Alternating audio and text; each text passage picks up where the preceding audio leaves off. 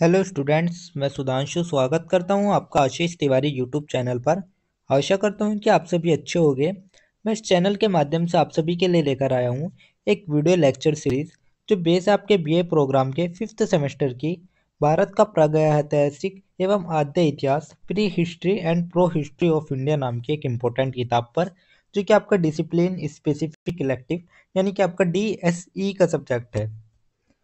तो स्टूडेंट, अगर आप ड्यू, सोल, रेगुलर या किसी और यूनिवर्सिटी से सब्जेक्ट पढ़ रहे हैं तो ये सीरीज आपके लिए बहुत ही उपयोगी साबित होने वाली है, क्योंकि इसमें हम हर चैप्टर को सिंपल भाषा में समझेंगे, इंपॉर्टेंट कॉन्सेप्ट्स को ब्रेक डाउन करेंगे और एग्जाम पॉइंट ऑफ व्यू से भी डिस्कस करेंगे।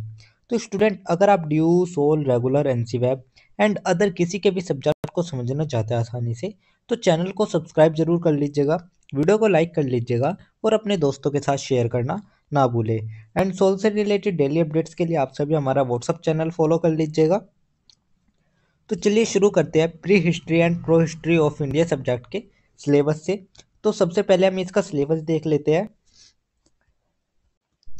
तो सिलेबस में हम देखेंगे, इसमें हमारे टोटल 5 यूनिट रहने वाली है और साथ ही 5 यूनिट के अंदर हमारे जो टोटल चैप्टर रहने वाले हैं वे हमारे 13 चैप्टर रहने वाले हैं। तो 5 यूनिट के अंदर हमें टोटल 13 चैप्टर पढ़ने हैं। तो चलिए एक एक करके एक एक यूनिट को देख लेते हैं, आखिर कौन कौन सी यूनिट है। तो सबसे पहले जो हमारी यूनिट आती है वो हमारी आती है यूनिट नंबर फर्स्ट। और जो यूनिट नंबर फर्स्ट है इसमें हमारा एक ही चैप्टर आता है जो कि हमारा रहने वाला है चैप्टर नंबर फर्स्ट। तो यूनिट नंबर फर्स्ट में हम डिस्कस करेंगे चैप्टर नंबर फर्स्ट के बारे में, जिसमें हम पढ़ेंगे प्रागैतिहासिक काल और आद्य इतिहास काल की अवधारणा, कार्यक्षेत्र और शब्दावली को समझना एवं उनके स्रोत। यानी कि जो हमारे सब्जेक्ट का नाम है प्रागैतिहासिक काल और आद्य इतिहास, तो इसके बारे में समझना आखिर ये होता क्या है और इसका जो कार्य क्षेत्र है वो कार्य क्षेत्र क्या है और इसकी जो जो शब्दावली है उन सभी शब्दावलियों के बारे में हम समझेंगे और उनके स्रोतों के बारे में भी हम जानकारी एकत्रित करेंगे। तो इसी के साथ ही हमारी चैप्टर नंबर फर्स्ट कंप्लीट हो जाएगा और चैप्टर नंबर फर्स्ट कंप्लीट करने के साथ ही हमारा यूनिट नंबर फर्स्ट भी कंप्लीट हो जाएगी। तो यूनिट नंबर फर्स्ट कंप्लीट होने के बाद जो हम हमारी नेक्स्ट यूनिट स्टार्ट करेंगे वो हमारी रहने वाली है यूनिट नंबर सेकंड। तो अब हम बात करेंगे यूनिट नंबर सेकंड के बारे में, जिसमें हम बात करेंगे प्रागैतिहासिक शिकारी संग्रहकर्ता के बारे में। और जो हमारी यूनिट नंबर सेकंड है इसमें हमारे टोटल 3 चैप्टर आने वाले हैं। सबसे पहला हमारा आएगा चैप्टर नंबर 2, उसके बाद आएगा हमारा चैप्टर नंबर 3 एंड उसके बाद आएगा हमारा चैप्टर नंबर 4। तो इन तीनों ही चैप्टर को हमें यूनिट नंबर सेकंड में पढ़ना है। तो सबसे पहले जो हमारा चैप्टर नंबर 2 रहेगा उसमें हम पूरा पाषाण संस्कृतियों का सर्वेक्षण, साइटें, अनुक्रम, उपकरण, टाइपोलॉजी और प्रौद्योगिकी एवं निर्वाह पैटर्न के बारे में डिस्कस करेंगे। यानी कि जो हमारी पूरा पाषाण संस्कृति है उस पूरा पाषाण संस्कृति के बारे में ही हम ये सभी जानकारी के बारे में चैप्टर नंबर 2 में डिस्कस करेंगे। चैप्टर नंबर 2 कंप्लीट करने के बाद हम हमारा स्टार्ट करेंगे चैप्टर नंबर 3। चैप्टर नंबर 3 में हम भारत में मध्य पाषाण संस्कृतियों का सर्वेक्षण, वितरण, औजार, प्रौद्योगिकी, प्रारूप और पूर्वावशेष के बारे में डिस्कस करेंगे। तो चैप्टर नंबर 2 में तो हमने पूरा पाषाण संस्कृति के बारे में बात करी, लेकिन हम चैप्टर नंबर 3 में हम बात करेंगे मध्य पाषाण संस्कृति के बारे में। चैप्टर नंबर 3 कंप्लीट करने के बाद हम हमारा स्टार्ट करेंगे चैप्टर नंबर 4। चैप्टर नंबर 4 में हम भारत में शैल कला का सर्वेक्षण देखेंगे। तो जो भारत में शैल कला की जो विकास हुआ है उसका जो सर्वेक्षण है वो किस तरीके से हुआ है उसको हम चैप्टर नंबर 4 में डिस्कस करेंगे। तो चैप्टर नंबर 4 कंप्लीट करने के साथ ही हमारी जो यूनिट नंबर सेकंड है वो भी हमारी कंप्लीट हो जाएगी। तो यूनिट नंबर सेकंड कंप्लीट होने के बाद जो हम हमारी नेक्स्ट यूनिट स्टार्ट करेंगे वो हमारी रहने वाली है यूनिट नंबर थर्ड। और यूनिट नंबर थर्ड में हमारा रहने वाला प्रारंभिक कृषि समुदाय, खाद्य उत्पादन की शुरुआत को लेकर। तो यूनिट नंबर थर्ड में हमारे टोटल 4 चैप्टर रहने वाले हैं, chapter number 5, chapter number 6, chapter number 7 and chapter number 8। तो जो हमारे चैप्टर नंबर 5 है, चैप्टर नंबर 5 में हम बात करेंगे भारत में नवपाषाण संस्कृति के बारे में। तो जो नवपाषाण संस्कृति है उसका भारत में विकास किस तरीके से हुआ, किन किन तरह के औजार पाए गए, उन सभी के बारे में हम चैप्टर नंबर 5 में आपको टोटली डिस्कस कर देंगे। चैप्टर नंबर 5 कंप्लीट करने के बाद हम हमारा स्टार्ट करेंगे चैप्टर नंबर 6। चैप्टर नंबर 6 में हम बात करेंगे भारत की पश्चिम ताम्रपाषाण संस्कृति के बारे में।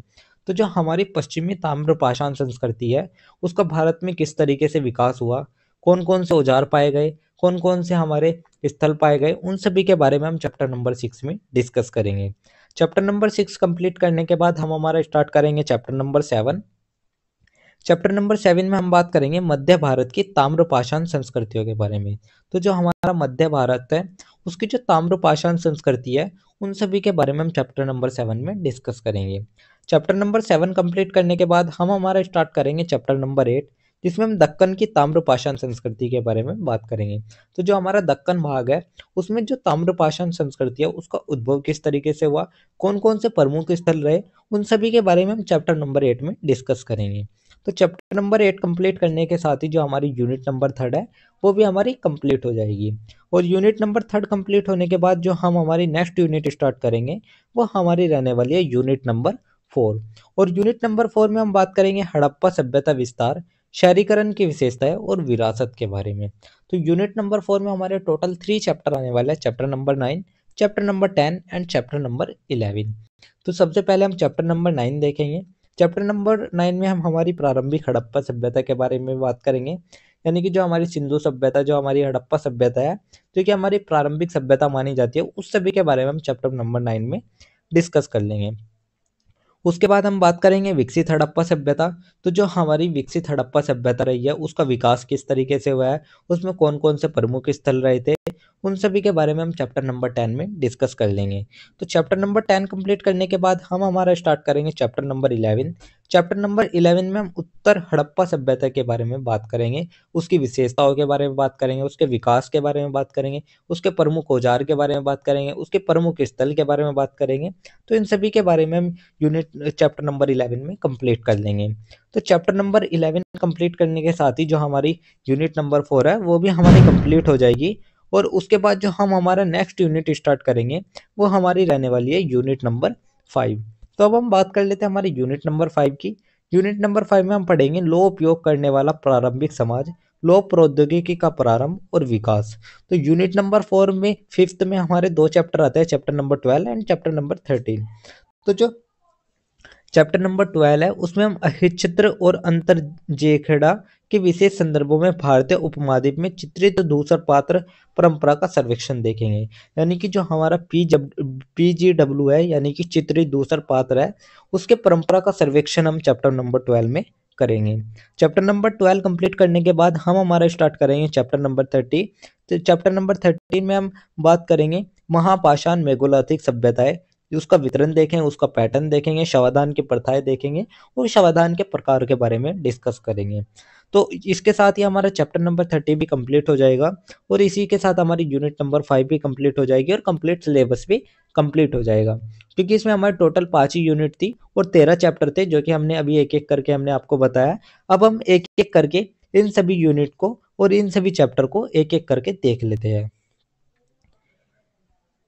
तो सबसे पहले हम देख लेते हैं हमारा यूनिट नंबर 1 का चैप्टर नंबर 1,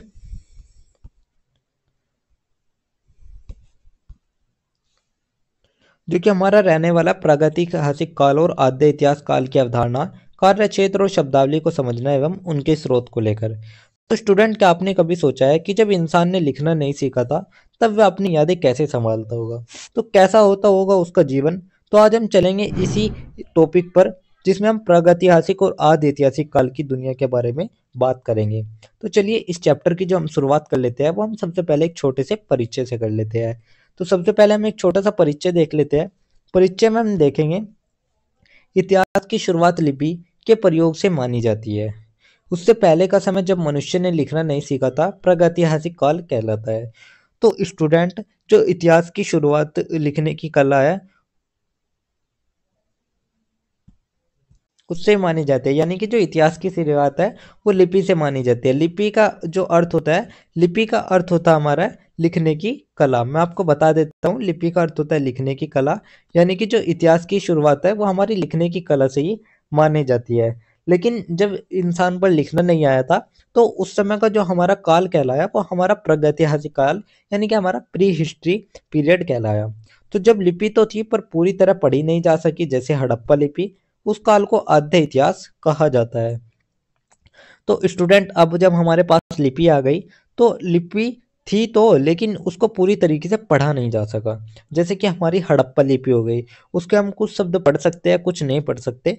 तो उसी समय को हम कहते हैं हमारा आद्य इतिहास, यानी कि हमारा प्रोटो हिस्ट्री, या हम इसको प्रो हिस्ट्री भी बोल सकते हैं।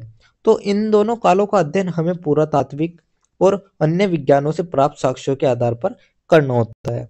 तो ये जो दोनों काल है, प्री हिस्ट्री और प्रो हिस्ट्री, इन दोनों को ही अगर हमें समझना है तो हमें सहारा लेना पड़ता है पुरातत्व का और विज्ञान से मिले साक्ष्यों का। मैं आपको पुरातत्व का मतलब बता देता हूँ, पुरातत्व क्या होता है। तो पुरातत्व हमारे वे प्राचीन औजार हो सकते हैं, वे प्राचीन बर्तन हो सकते हैं जिनसे हमें इतिहास की जानकारी मिल जाती है, तो उनको ही हम पुरातत्व कहते हैं। तो स्टूडेंट आप कल्पना कीजिए एक गुफा में आग जल रही है, हमारे पूर्वज पत्थरों पर चित्र बना रहे हैं। वे लिख नहीं सकते थे लेकिन अपनी दुनिया को चित्रों और औजारों में अमर कर रहे थे। तो यही था हमारा एक छोटा सा परिचय। परिचय के बाद जो हमारा नेक्स्ट टॉपिक आता है वो हमारा आता है प्रागैतिहासिक काल, यानी कि प्री हिस्ट्री के बारे में। तो सबसे पहले हम बात कर लेते हैं प्रागैतिहासिक काल के समय में। तो यह वह समय है जब लिखित अभिलेख उपलब्ध नहीं है। तो प्रागैतिहासिक काल में हमारे पास कोई भी लिखित शिलालेख नहीं था। तो इसका जो हमारा अध्ययन का आधार माना जाता है वो हमारे पुरातात्विक साक्ष्य माने जाते हैं, जैसे कि पत्थर के औजार हो गए, हड्डियां हो गई, गुफा चित्र हो गए, वस्तुओं के अवशेष हो गए। ये सभी हमारे अध्ययन के लिए कुछ आधार माने गए हैं। तो इसमें हमारा प्री हिस्ट्री रहा है, प्री हिस्ट्री में हमारे 3 प्रमुख चरण रहे हैं। तो जो प्रागैतिहासिक काल है इसमें हमारे 3 चरण रहे हैं, जो कि हमारे रहे हैं पूरा पाषाण काल, मध्य पाषाण काल, नव पाषाण काल। तो सबसे पहले हम बात करेंगे हमारे पूरा पाषाण काल के बारे में। तो जो हमारा पूरा पाषाण काल है ये हमारे शिकार और संग्रह का जीवन माना जाता है। यानी कि पूरा पाषाण काल में जो व्यक्ति होता था वो केवल प्रारंभिक शिकार और संग्रह जीवन ही कर पाता था, उससे ज्यादा और कुछ नहीं करता था, केवल वो प्रारंभिक शिकार और संग्रह जीवन अपना जीता था। उसके बाद आया हमारा मध्य पाषाण काल। मध्य पाषाण काल में छोटे औजार बनाने लगा व्यक्ति, साथ ही उसको मछली पकड़ना हो गया और वह पालतू जानवरों को का आरंभ भी उसने कर दिया था, यानी कि जो जानवर थे उनको उसने पालतू बनाना भी शुरू कर दिया था। तो यहीं पर मैं आपको बता देता हूँ जो सबसे पहला पालतू जानवर बनाया गया था वो कुत्ते के पूर्वज को बनाया गया था। तो यही था हमारा मध्य पाषाण काल। इसके बाद आया हमारा नव पाषाण काल। तो जब ये सब चीजें सीख गया व्यक्ति, तो नव पाषाण काल में क्या होता है, नव पाषाण काल में व्यक्ति पर कृषि की शुरुआत भी उसने कर दी थी, यानी कि उसने अनाज बोना शुरू कर दिया था, स्थायी बस्तियां भी बसने लगी थी। तो इसका जो समय सीमा है वो लगभग 20 लाख वर्ष पूर्व से 3,000 ईसा पूर्व तक रहा। तो जो नवपाषाण काल है इसमें जो कृषि की शुरुआत थी वो हो गई थी, जिसमें हमारा सबसे पहले अनाज, चावल, गेहूं, जौ ये सभी उगाए गए थे। ये सभी हमारे नवपाषाण काल है। और नवपाषाण काल की जो समय सीमा है वो लगभग 20 लाख वर्ष पूर्व से 3,000 वर्ष पूर्व तक मानी जाती है। तो यही थे हमारे 3 प्रमुख चरण। स्टूडेंट सोचे जब पहली बार इंसान ने बीज बोया होगा और फसल उगती देखी होगी तो उस पल में जो मानव सभ्यता की दिशा है उसने पूरी तरीके से उस दिशा को बदल ही दिया होगा। तो यही थे हमारे 3 प्रमुख चरण प्रागैतिहासिक काल के। अब हम बात कर लेते हैं हमारे नेक्स्ट टॉपिक के बारे में, जो कि हमारा रहने वाला आद्य इतिहास, यानी कि प्रो हिस्ट्री या प्रोटो हिस्ट्री। तो इसमें जब लिपि का प्रयोग तो हुआ पर उसे पढ़ा नहीं जा सका। तो स्टूडेंट आदि इतिहास में हमारी लिपि तो थी लेकिन वो अभी भी अपठनीय थी, उसको पढ़ा ही नहीं जा सकता था। जैसे कि हमारी सिंधु घाटी सभ्यता की हो गई, इंडस वैली सिविलाइजेशन की जो लिपि है उसको पढ़ा नहीं जा सकता। तो इसमें हमें नगरीकरण, धातु का प्रयोग, व्यापार आदि के प्रमाण मिलते हैं। तो इसकी जो विशेषताएं रही वो रही था नगरीकरण, यानी कि नगर बनने लगे थे, धातुओं का प्रयोग होने लगा था, जैसे लोहा, तांबा, इन सभी का प्रयोग होने लगा था। और जो व्यापार था उसका विकास होने लगा था, यानी कि व्यापार को भी दिन प्रतिदिन बढ़ाया जा रहा था। तो इसे प्रागैतिहासिक और इतिहास के बीच का पुल भी कहा जाता है, यानी कि जो प्रागैतिहास है और इतिहास है उसके बीच का जो पुल है वो आद्य इतिहास को माना जाता है। तो यह एक इस प्रकार का पुल है, या आप इसको इस तरीके से कह सकते हैं जैसे आपके पास किसी अनजान भाषा में लिखी डायरी हो, आप शब्द नहीं पढ़ सकते पर चित्र और प्रतीक देखकर कहानी का जो अंदाजा है वो लगा सकते हैं। तो इसको ही हम कहते हैं आद्य इतिहास। आद्य इतिहास के बाद जो हमारा नेक्स्ट टॉपिक आता है वो हमारा आता है पुरातत्व अनुसंधान में स्रोत और तरीके। तो अब हम बात कर लेते हैं पुरातत्व अनुसंधान में स्रोत और तरीके के बारे में। तो जो प्रागैतिहासिक और आदि इतिहास है ये सभी हमें बताता है, ये सभी हमें बताता है कि जो इंसान है उसने औजार किस तरीके से बनाए, शिकार से खेती और स्थायी बस्तियों तक का सफर क्या रहा, और समाज और संस्कृति की शुरुआत कैसे हुई, और कला और धर्म के आरंभिक संकेत क्या है। तो जैसे कि हमारा एक एग्जाम्पल मैं आपको बता देता हूँ, जैसे कि हमारे भीमबेटका की गुफा सबने सुनी होगी। तो इसमें जो भी चित्र बने हुए हैं वो हमें सिर्फ यही नहीं बताते कि इंसान सिर्फ जी रहा था, बल्कि वो हमें ये भी बताते हैं कि जो इंसान की जीने की समझ है वो भी बढ़ रही थी। तो अब सबसे पहले हम बात कर लेते हैं हमारे स्रोत के बारे में, सोर्सेज के बारे में, कि हमें इनका पता कहाँ से लगता है। तो इसमें स्रोत में जो हमारा सबसे पहला आता है वो हमारा आता है आर्टिफैक्ट्स यानी कि चल संपत्ति, जिसमें हम औजार, मिट्टी के बर्तन, हथियार, आभूषण के बारे में देख सकते हैं। जो पहले के समय में औजार, मिट्टी के बर्तन, हथियार, आभूषण प्रयोग होते थे वे सभी हमको मिल जाते हैं और उन्हीं से ही हम अपने इतिहास का निर्धारण कर सकते हैं। दूसरा हमारा आता है फीचर्स, जैसे कि अचल संरचनाएं हो गई, जैसे कि मकान हो गए, कुएं हो गए, दीवारें हो गई, चीले हो गए, या फिर समाधि स्थल हो गए। ये सभी हमारे अचल संरचनाएं हो गई जिनसे भी हम अपने इतिहास का ये हमारे इतिहास जानने का एक स्रोत है। थर्ड हमारा आता है इको फैक्ट, जैसे कि प्राकृतिक साक्ष्य हो गए, जिसमें बीज हो गए, पौधे के अवशेष हो गए, पशु की हड्डी हो गई या मिट्टी की परतें हो गई, ये सभी हमें बताते हैं। तो यही हमारे 3 प्रकार के स्रोत होते हैं जिससे कि हम पुरातात्विक अनुसंधान करते हैं। इसके बाद हमारा जो नेक्स्ट टॉपिक आता है वो आता है हमारा तरीके।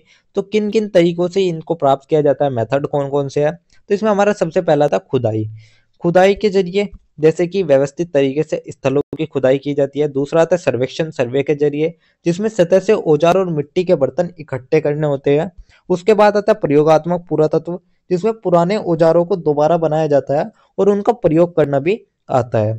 फोर्थ आती है हमारी वैज्ञानिक तकनीकें, जैसे कि कार्बन डेटिंग हो गई, रासायनिक प्रशिक्षण हो गई। तो ये सभी हमारी कुछ तरीके हो गए जिनसे हम हमारे पुरातात्विक अनुसंधान कर पाते हैं। इसके बाद जो हमारा नेक्स्ट टॉपिक आता है वो हमारा आता है कालक्रम निर्धारण विधियां। तो कालक्रम निर्धारण किस तरीके से किया जाता है, किन किन मेथड्स के माध्यम से जो हम कालक्रम है वो निर्धारित करते हैं। तो मनुष्य के अतीत को समझने के लिए वस्तु और घटनाओं का समय निर्धारण एक बहुत ही आवश्यक या महत्वपूर्ण माना जाता है। इसके कुछ मुख्य विधियां, उन विधियों के बारे में हम बात कर लेते हैं। तो जो हमारी सबसे पहली विधि आती है वो हमारी आती है सापेक्ष काल निर्धारण यानी कि रिलेटिव डेटिंग के बारे में। तो ये हमारा वो काल निर्धारण होता है जिसमें किसी वस्तु का काल दूसरी वस्तु से तुलना करके तय किया जाता है। तो जब एक वस्तु की उम्र दूसरी से तुलना करके तय की जाती है उसको ही हम सापेक्ष काल निर्धारण कहते हैं। इसमें हमारे कई प्रकार की तकनीकों का इस्तेमाल होता है, जैसे कि स्ट्रेटिग्राफी हो गई जिसमें मिट्टी की परतों के आधार पर होता है। दूसरा हमारा होगा टाइपोलॉजी, जिसमें औजारों और बर्तनों के आकार प्रकार की तुलना की जाती है। तो इन सभी के जो हमारा जब हम एक वस्तु की जो उम्र है वो दूसरी से तुलना करके तय करते हैं उसको ही हम सापेक्ष काल निर्धारण या रिलेटिव डेटिंग भी कहते हैं। दूसरी हमारी जो विधि आती है वो हमारी आती है निरपेक्ष काल उदाहरण। तो निरपेक्ष काल उदाहरण में वैज्ञानिक परीक्षणों से सही समय ज्ञात करना। तो सटीक वर्षों में उम्र बताने को ही हम निरपेक्ष काल निर्धारण कहते हैं। इसमें विभिन्न प्रकार की तकनीकें होती है, जैसे कि रेडियो कार्बन डेटिंग जो कि हमारा C14 मेथड है। इसमें हड्डी, लकड़ी आदि के लिए ये किया जाता है। दूसरा हमारा आता है डेंड्रोक्रोनोलॉजी, जिसमें पेड़ों की वार्षिक वृद्धि से पता किया जाता है। और थर्ड आता है हमारा थर्मोमिनेसेंस, जिसमें मिट्टी के बर्तनों की आयु पता करना होता है। फोर्थ आता है हमारा पोटेशियम आर्गन डेटिंग, जिसमें ज्वालामुखी चट्टानों के लिए ये किया जाता है। तो ये अलग अलग जगह के लिए जो अलग अलग तरीके के तकनीकें हैं वे मैंने आपको बता दी है। तो स्टूडेंट सोचिए, अगर 5,000 साल पुराना एक बर्तन आपके सामने है तो आप उसकी कहानी कैसे जानेंगे।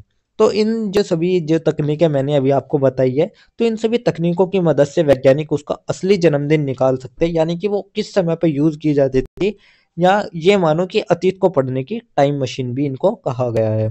तो यही थी हमारी कालक्रम निर्धारण विधियां। इसके बाद जो हमारा नेक्स्ट टॉपिक आता है वो हमारा एक छोटा सा निष्कर्ष आता है।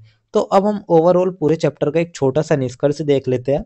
निष्कर्ष में हम देखेंगे प्रागैतिहास और आद्य इतिहास हमें उस समय की जानकारी देते हैं जब लेखन उपलब्ध नहीं था या पढ़ा नहीं जा सकता।